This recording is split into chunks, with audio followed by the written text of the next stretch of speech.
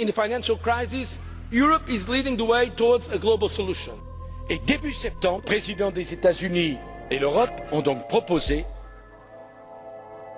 plusieurs sommets à partir de la mi-novembre qui porteront sur une nouvelle régulation, une nouvelle gouvernance mondiale.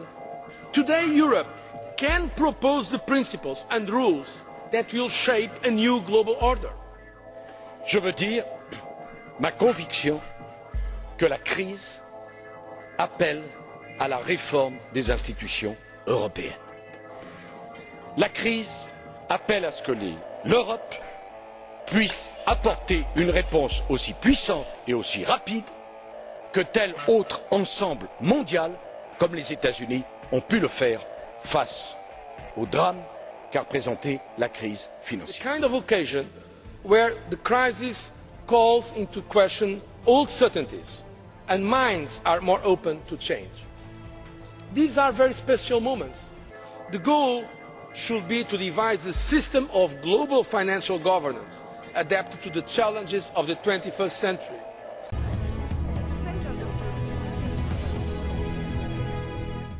Teaming up with emerging economies, Europe seeks Chinese and Indian help to overhaul the US-orientated global financial architecture. Is a new world order on the cards? And why is Europe looking east? And at what price? This is Inside Story. Europe shows its true colors in times of crisis. Et donc, nous aurons avec le président Barroso à construire une feuille de route pour le mois de décembre pour voir comment on apporte une réponse à la question irlandaise. We discovered that the more you look into the EU, the more it becomes clear that it is part of an even bigger global agenda. This agenda is to end national sovereignty and independence and merge more and more control of the world into the hands of a small number of elite who have great influence on large countries and organisations.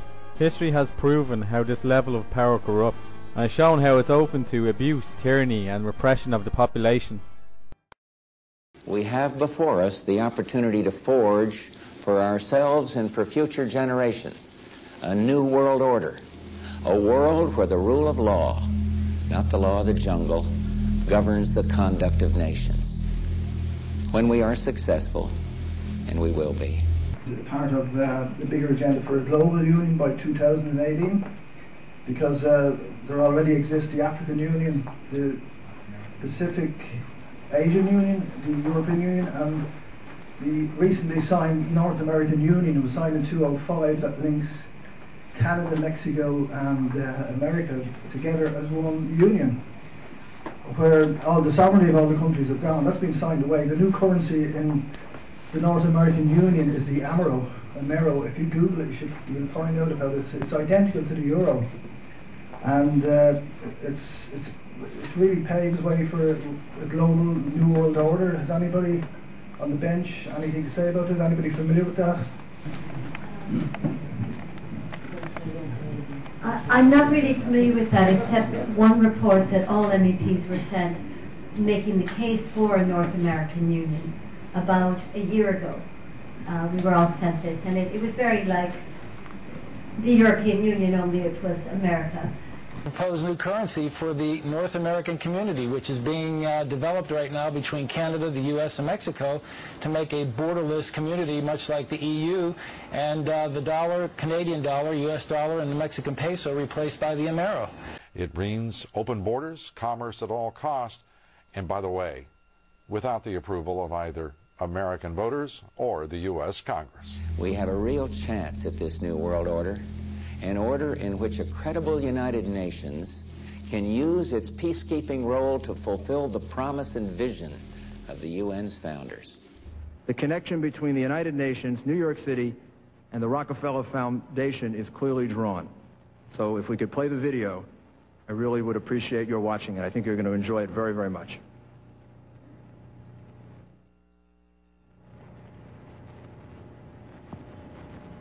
On the eve of the 50th anniversary of the United Nations, it is important to recognize more than just an event. From the early history of the United Nations, the Rockefeller family embodied the idealism of those years. The gift of a site by John D. Rockefeller Jr. for a permanent world capital in New York. We were all given a big report, towards the North American Union. And who did that come from? I'm sorry, I don't know, and I carried it around in my bag forever because, it was a big report, and, I kind of was reading it on airplanes and things, and very much, the same mind. You're saying the push for North American doesn't exist, no reports exist? Well, we certainly got a report, we did get a report advocating North American Union. I can't take it from here. Okay. But they obviously made 700 copies of it and got it into our our boxes. President Bush said that the New World Order was in tune, and that's what they were working for. The UN is part of that government. They're working right now very significantly for a North American Union. That's why there's a lot of people in Washington that don't care too much about our borders. They have a philosophical belief that national sovereignty is not important. It's also the reason I have made very strong suggestion that we need not be in the United Nations for our national security. And the Rockefeller family's commitment to the United Nations did not end with this exceptional gift. It continues to the present day, and it is personified by David Rockefeller, whom we honor. The World Federalist Association, or WFA, is one of the largest organizations that openly promote world government.